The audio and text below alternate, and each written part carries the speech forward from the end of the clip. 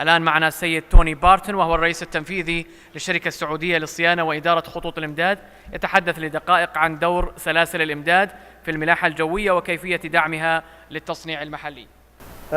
Your Excellency, ladies and gentlemen, it's my privilege as Tony Barton, CEO of the Saudi Maintenance and Supply Chain Management Company, to be given the opportunity to speak to you today. SMS CMC is also one of the strategic sponsors.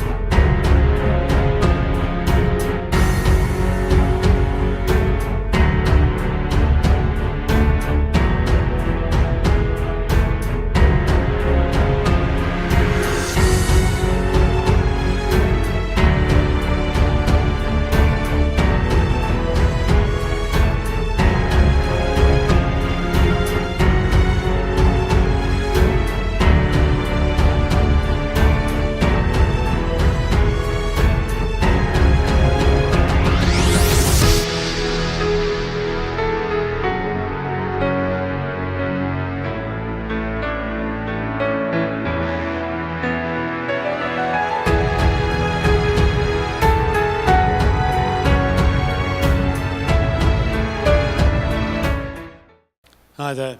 That video came about 10 minutes early, but nonetheless, it's a great video, and I think it underlines the changes that are taking place in the defence sector in Saudi Arabia, and in particular the transfer of capability that is well underway in support of Vision 2030 from offshore companies to onshore companies in the kingdom.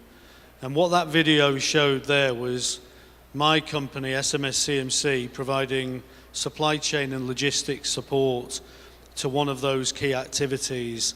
And one of the themes I'd like to explore today is around the development of the defence sector. So it's very obvious, and it's clearly imperative, that the kingdom grows its manufacturing, its engineering, its design capabilities, and that work is well underway. But in addition to that, you need the service industries to support that. And of course, supply chain and logistics is one of those. So we're proud as a Saudi Arabian company to be supporting that activity. And that's very much the sort of thing that we've just seen on the video there.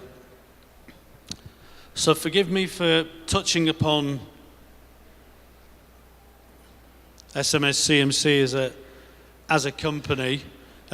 This is really to try to illustrate the context in which the presentation is intended. The Saudi Maintenance and Supply Chain Management Company was originally formed by BAE Systems, who've been a defence partner of Saudi Arabia for over half a century, together with local shareholders who still and will continue to own the company. That company has now become very much part of the general thread and thrust around the development of the defence infrastructure under Vision 2030. We have three key mandates: deliver specialist capability transfer and employment within Saudi Arabia, become the dedicated Saudi Arabian delivery partner for the armed forces in terms of their supply chain and logistics support. And then in addition to that, and also in keeping with the general trend at the moment around developments in the kingdom, provide support to the development of a regional hub and a base from which further activity can be delivered. We're fortunate, of course, because of our background, to have very rich world-class heritage in the defence industry, But I think it's probably worth saying that even BAE Systems have been surprised by the development of the business. BAE Systems, like many large companies, have over the years done their own supply chain activity. That has now transferred almost in its entirety for Saudi Arabia from BAE Systems, which is an offshore company, to SMS CMC, which is an onshore company, thereby protecting the independence and the sovereign capability within the Kingdom of Saudi Arabia. I'm delighted to say that in doing so, performance has actually improved as a direct consequence. We're privileged to support eight major platforms in operation in Saudi Arabia today. We operate out of Riyadh, Tabuk, Dhahran and Taif. Roughly 20,000 orders are processed per annum directly out of KSA. We're extremely committed to Saudization, but that would clearly not come as any great surprise. So we're currently at rates of 70%. And then we've got the other things that you'd expect from a global company. So a commitment to the highest standards of governance that you'd expect to see in any major international player. ISO accreditation, ITAR and EAR clearances from the Department of State in the US, which is clearly critical for the operation out here. We've implemented VAT in full, and we run Saudi apprenticeships and graduate programs. So as a general consequence, the development of the capability within the kingdom is going well.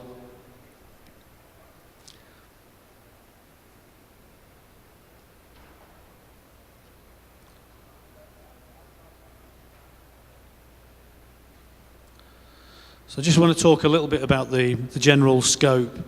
And the key thing about this is that the capability that is now resident within Saudi supply chain in the kingdom as a direct consequence of the work that's underway includes the following: engine availability, so the actual demand forecasting and planning activity associated with the engines for the fleets in the kingdom is being done by a Saudi company, and more to the point, it's being done by Saudi nationals, to some extent exclusively by Saudi nationals.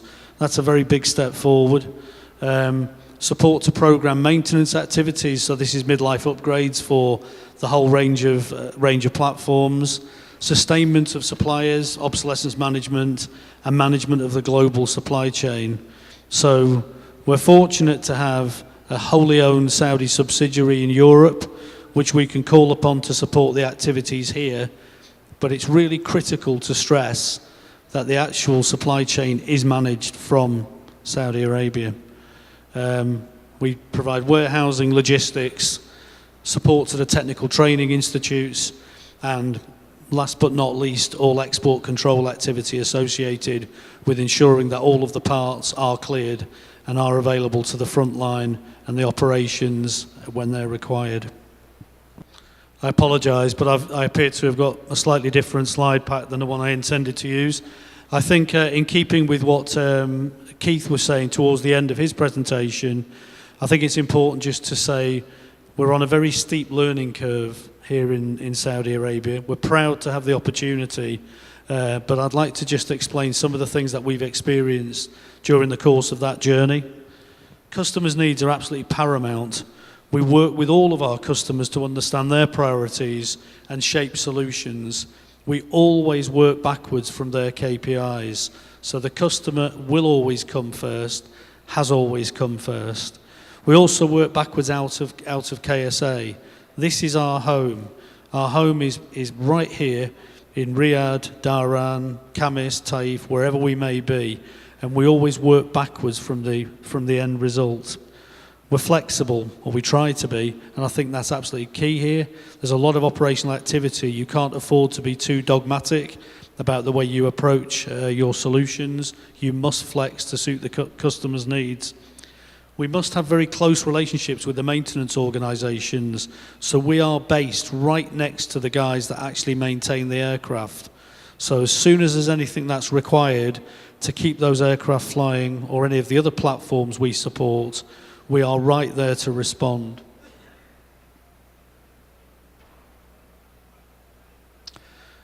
Remain dedicated. I touched upon this earlier in the presentation. We only do supply chain. We don't pretend to be anything else. As a consequence of that, it allows us to focus on the things that really matter and to deliver and add value to our customers. It frees our customers up to do the things that they are good at. It's a bit of an obvious one, this, for people in this room, but it's actually been something of a challenge for us within Saudi Arabia to actually own the data. So we have basically taken data that existed in multiple locations around the globe and brought it here to Saudi Arabia. We can own it, we can manipulate the data and use it to best effect. That's absolutely key. Try to avoid having multiple IS and IT systems. Again, it's a fairly obvious point, but when we started here, it was positively labyrinthian. There were so many systems operating and churning out data. You really didn't know which way was up. And that includes working with your customers to make sure that you address their concerns as well. Invest in the things that matter. I talked about working backwards. I don't know how many people in this room will be familiar with the acronyms that are there. NMCS means non-mission capable supply. AOG is aircraft on ground. MICAP is mission incapable awaiting parts. Whenever we see those terms, we run cold. We work backwards to ensure that those things are absolutely minimized. It's not possible to eradicate them because of the operational intensity, but we try to make sure that we minimize them to the greatest possible extent. Ensure that you've got excellent government liaison teams. There is an awful lot of bureaucracy that has to be managed efficiently. And by bureaucracy, I don't necessarily mean non-value adding activity, but there's customs clearances, there's registrations, there's all manner of approvals and legislative of work that needs to be done. Put yourself in a position to manage the customer's stock, alleviate another burden for him. So run the warehouses, do the packaging, do the logistics, store items environmentally correctly, provide all of the pre-shipment support that's required. And one of the things that's absolutely key for us, and I dare say for many in this room, is implement robust safety and environmental measures, protect the product, the platform, and the person. Could we have the closing video, please?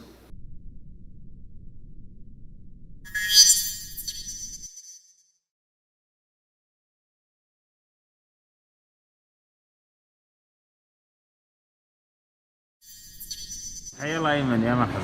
اهلا وسهلا حبيبي. انا من شركه اسمها CMC.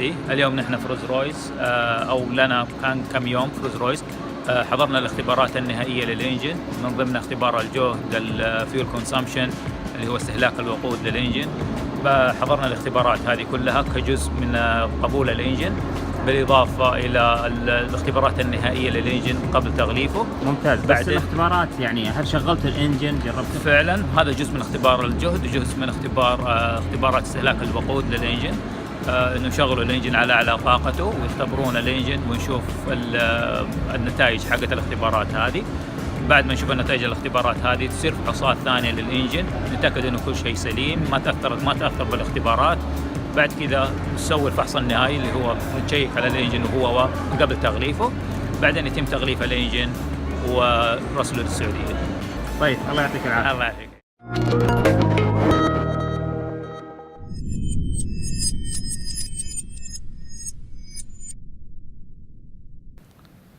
Maybe it was just my imagination, but I heard the hint of a clap there, or I hoped I did. But thank you very much indeed for giving me the opportunity to speak. You can be assured that we are absolutely committed to transferring more and more capability into the Kingdom of Saudi Arabia to deliver the optimal effect. Thank you.